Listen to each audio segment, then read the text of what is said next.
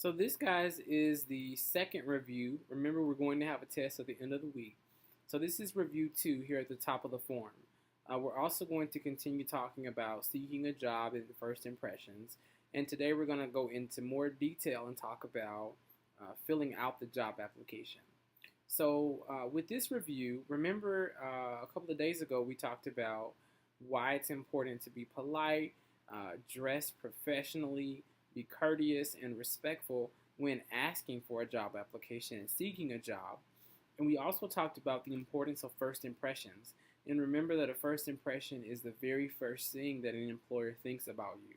So it's very important to make sure that you are as professional and polite and courteous as you possibly can be during that initial phase of asking for the application and trying to get the job. Okay? So the first question here, it says, if you are filling out a paper application, why is it important to fill it out neatly? Number 2 says, why is it important to never leave anything blank on a job application? And number 3 says, what are the possible skills that may be highlighted in the skills section?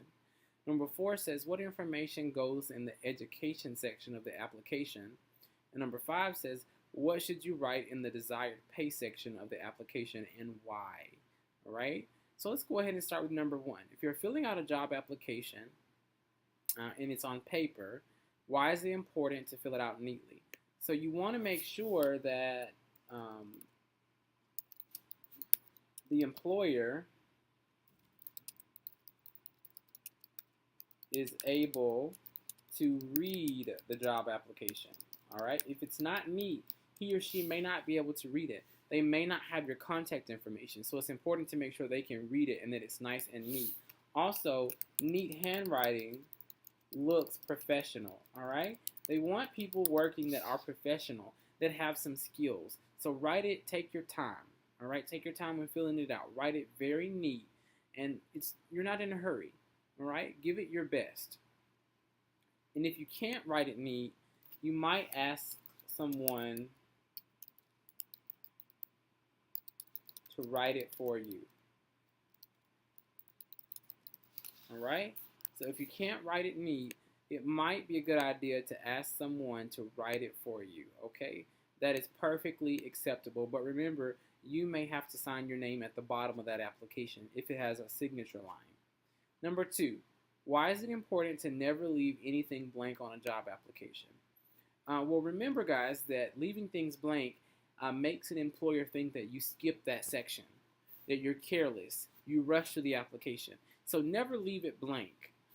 You want the employer to think you are professional and filled the application out just like you were supposed to. Okay? So you want the employer to think you are professional. Excuse the dogs, guys. There's dogs outside my apartment complex, and at the moment they are all going very, very crazy. So feel free to laugh at this moment in the video. So again, you want the employer to think you are professional and that you fill the application out just like you were supposed to. You don't want them to think that you skipped any part of the application. Alright? That is the most important part. You want them to think you are professional and you filled the application like you were supposed to, and you don't want them to think you skipped any part of the application. Also, you should write NA if something doesn't apply. Alright? So NA right here is what you should write. It also, I'll make it bigger for you. NA. Alright? That is what you should write on a job application if something does not apply. That is important because that lets the employer know that you didn't skip it, it just doesn't apply to you, and that's okay.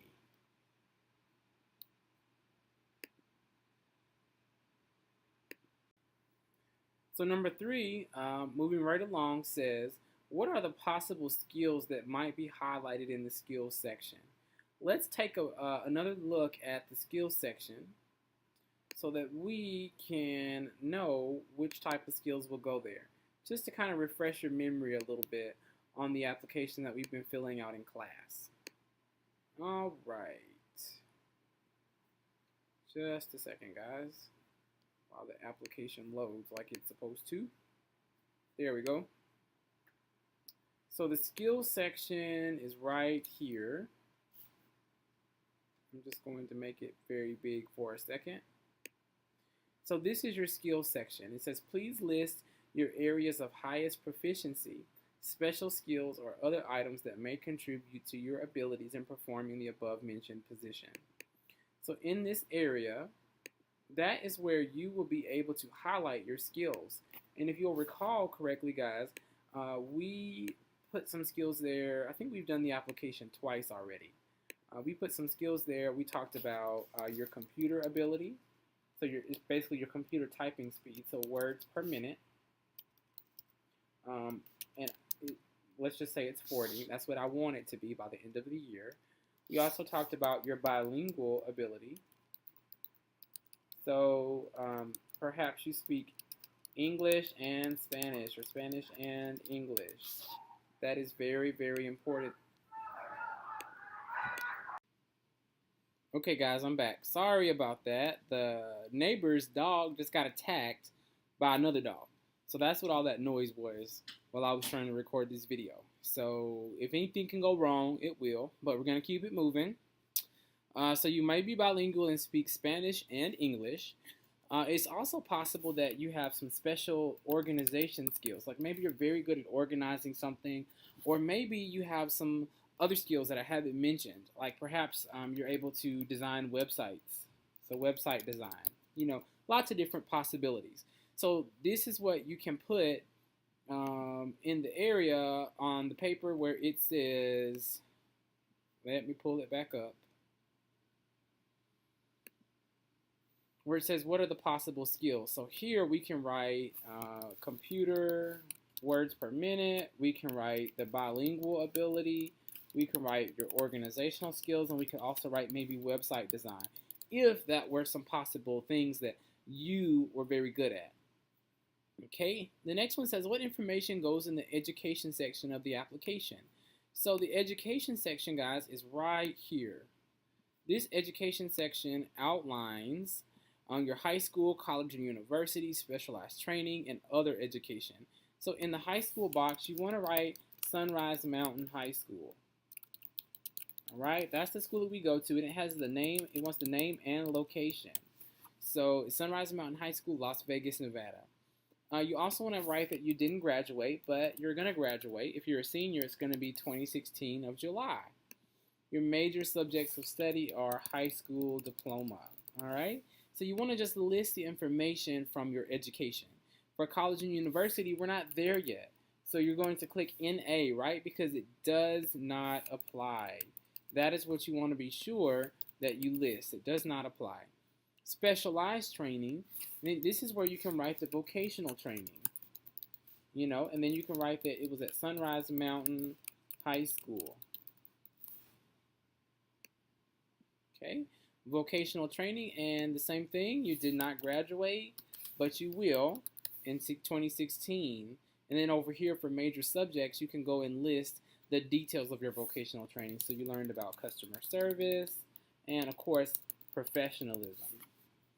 Other education, this is where you can maybe list some of the elective classes that you've taken, so that you can let the employer know that you have those special skills, maybe for website design, maybe for physical training or education if you're applying for a personal training or gym position. You could also list here the social living class that you've taken, the vocational skills class again. This is where you can just list anything else that you might be very, very good at or interested in.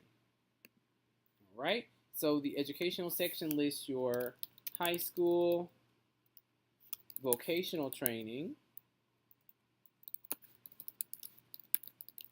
and other training, which is going to be like your elective classes or anything else that you were, very interested in. Let me make that just a little bigger so you guys can see that. Okay, and number 5, what should you write in the desired pay section? Let's go ahead and look at that section very quickly. All right, so it says right here, desired pay range. Right here, you want to write open. Remember, we don't want the employer to think that we are going to ask for too much money. If the employer sees that you wrote $14 an hour, then they're going to say, well, we can't hire that person. We can't even call them in for an interview because we can't pay $14 an hour. So you want to write open so that you can discuss the pay during the interview. So always write open. Okay, so right here you should write open. And the reason, remember our question asks for why. So you should write open because you want to discuss the pay during the job interview. You want to make it to the interview. That's the important thing. You want to make it to the interview. So you don't want the employer to just pre-think that you're going to ask for too much money or you're just very over the top. So just write open and at least get to the interview so that you can discuss the position in more detail.